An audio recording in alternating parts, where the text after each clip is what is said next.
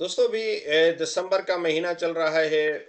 ये एक एक तो साल का आखिरी महीना होता है। उस हवाले से उसकी एक अपनी कैफियत होती है।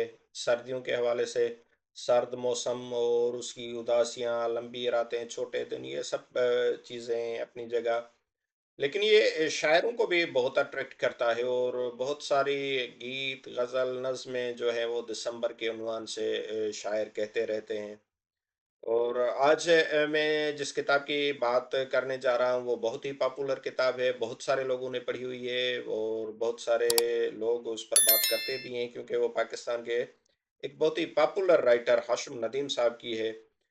हाशिम नदीम साहब जो अपने नावल और फिर उन नावलों पर बनने वाले ड्रामों की वजह से काफ़ी फेमस हैं। उसका अपना एक अलग ही अंदाज है कहानी को पेश करने का, किरदारों को पेश करने का, उसके अंदर की गहराई, लव, ये सारे जो है रोमानवी मनाज़र जिस तरह से वो अपने नावलों में बताते हैं।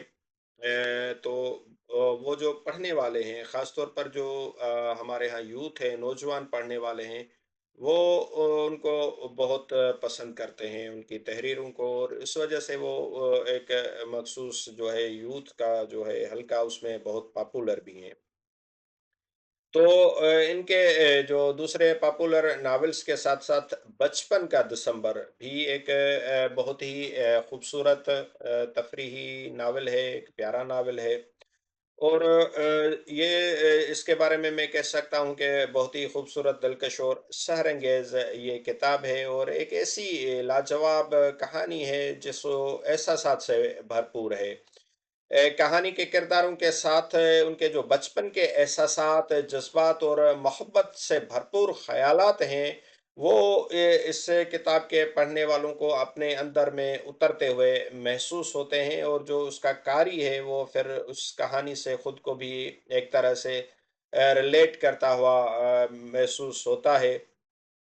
और इसमें कुछ ऐसी चीज़ें हैं जो आपके चेहरे पर मुस्कुराहट भी ला सकती हैं, कुछ आपके चेहरे पर उदासी भी ला सकती हैं, आपकी आँखों में नमी भी आ सकती है।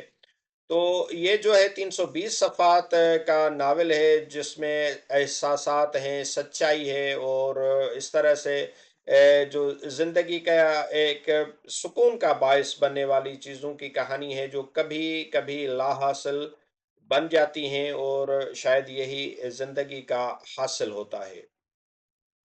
ये नावल एक ऐसा नावल है जो आपको आपके बचपन के दिनों में ले जाने पर आपको आपकी सोच, आपके थॉट्स आपको उस दुनिया में ले जाते हैं, जहाँ आपने अपना बचपन गुज़ारा। आपके बचपन में के जो किरदार आपके साथ रहने वाले वो सारे ज़हन में आ जाते हैं। बचपन की शरारतें, खेल-कूद, बहन-भाई के झगड़े, दोस्तों के साथ जो है एन्जॉयमेंट, नरम दिल माँ-बाप या जो है सख्त दिल माँ-बाप भी होते हैं, बच्चों को ही वो डाँट-डपट वो सारी चीज़ें उससे पता चलती हैं। फिर स्टेप बाय स्टेप जब ये किरदार इसके जवानी की दहलीज़ पे कदम रखते हैं, तो बचपन की मोहब्बत जब इंसान की मोहब्बत की मीम से भी वाकिफ़ ना हो और जवानी में उसी मोहब्बत का परवान चढ़ना और खुद से बड़ी उम्र की, यानी इस नावल में जो है वो खुद से 8 साला बड़ी महबूबा से इश्क के हसीन और अलमनाक कहानी है वो जो है वो बहुत ही खूबसूरत अल्फाज के साथ हाशिम नदीम ने पेश की है। बचपन के दोस्त भी कितने कीमती होते हैं। फिर जिनको बेलोस और पुरखलूस दोस्त मिल जाए तो क्या कहना। बचपन में जो है दोस्तों से जुदाई का दर्द, लड़कपन की आवारगी और जवानी की हसीन यादें, शरारतों के साथी, मुश्किलात में साथ देने वाला अजीज दोस्त और प्यार करने वाला घराने का जो है मुसन्निफ ने इतनी दिलकश और दिलचस्प और सहर अंगेज मंजर नगारी की है कि हम खुद भी वो चीज़ें जैसे हमारे साथ होती हुई महसूस करते हैं। अब इस नावल का जो क्लाइमेक्स है उस पर अलग-अलग राय हैं। जैसे कुछ लोग कहते हैं कि जो है वो लड़की और लड़के की जो दोस्ती है, उसको निकाह जैसे मुक़द्दस रिश्ते पर तरजीह दी गई है जो गैर मुनासिब है और गैर मुहर्रम रिश्तों के दरमियान जो निकाह वाला रिश्ता है वही सबसे ज़्यादा इस्लामी अखलाकी तरीके से वो ही बनता है और वही होना चाहिए। उसको दोस्ती या वो जो आजकल के लिव इन रिलेशनशिप्स हैं, इस तरह से वो नहीं होना चाहिए। लेकिन कुछ लोगों का ख़्याल है कि जो प्यार होता है, इश्क होता है, मोहब्बत होती है, वो किसी भी किस्म की जो फ़ॉर्मेलिटी है, उससे ऊपर होता है। तो उस हिसाब से भी उसको लेते हैं। बहरहाल ये 2 अलग-अलग राय हैं कि कुछ लोगों की नज़र में ये एक्ट गलत था राइटर का और कुछ लोग उसको सपोर्ट भी करते हैं। ये नावल ज़िंदगी की काफ़ी दूसरी तलख़ियों को भी बयान करता है और उसका एक इक़्तिबास मैं आप दोस्तों के साथ शेयर कर रहा हूँ कि सबसे बड़ी मार वो थी जो उस ज़माने और वक़्त ने मुझे मारी। शायद इस दुनिया में सबसे बड़ी मार उस ज़िंदगी की मार होती है। आगे चलकर ज़िंदगी ने मुझे बहुत मारा, हर मोड़ पर उठा-उठा कर पटका। मेरा जिस्म, मेरी रूह जाने कितनी बार लहू-लुहान हुई। उसकी गिनती भी भूल गया। काश जिंदगी जमाने और वक्त की मार भी उसी रात अब्बा की मार जैसी हुआ करती, जिससे बचाने के लिए अम्मी के मुहाफिज हाथ हमेशा मेरी ढाल बन जाया करते थे। लेकिन वक्त के उन बेरहम थपेड़ों से बचाने के लिए अम्मी के मेहरबान हाथ हमेशा और हर जगह मेरी ढाल नहीं बन पाए। जख्म पर जख्म लगता रहा और मैं अपने मुकद्दर की मार सहता चला गया।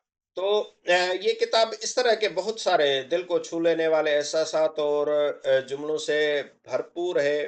और ये किताब असर छोड़े न छोड़े, लेकिन कहते हैं कि सबक ज़रूर देती है। बहुत सारी ऐसी यादें, नॉस्टैल्जिया का जो शिकार होते हैं इंसान, उनके अंदर की जो चीज़ें होती हैं, एहसासात होते हैं, फीलिंग्स होती हैं, उनको भी ये बयान करती है। और उसके साथ-साथ जो बेलोस एक रिश्ते होते हैं, माँ-बाप, ख़ानदान, बचपन में, क्योंकि बचपन में का जो रिश्ता होता है, जो दोस्ती होती है, जब इंसान का ज़हन इतना वो मैच्योर नहीं हुआ हुआ होता, लेकिन वो उसमें एक बेलोस किस्म की एक अट्रैक्शन होती है एक-दूसरे के लिए, बच्चों में जो होती है, साथ खेलना, साथ अपने एक राज़दारी करना, चीज़ें छुपाना, ये करना, सारी चीज़ें उसमें आ जाती हैं। और फिर लड़ाई झगड़े भी होते हैं, लेकिन लड़ाई झगड़ों के पीछे भी फिर वो ऐसे लड़ाई झगड़े के 5 मिनट में भूल कर फिर से वो साथ एक प्यार मोहब्बत से एक किसी खेल में गुम हो जाना। तो ये सारी चीज़ें, क्योंकि हाशिम नदीम का जो स्टाइल है राइटिंग का, वो एक पॉपुलरिस्ट राइटर हैं।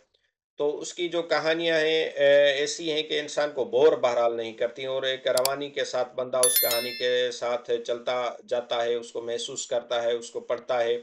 और फिर जब उसके क्लाइमेक्स पर पहुँचता है तो कुछ न कुछ ऐसा दिल में एक रह सा जाता है।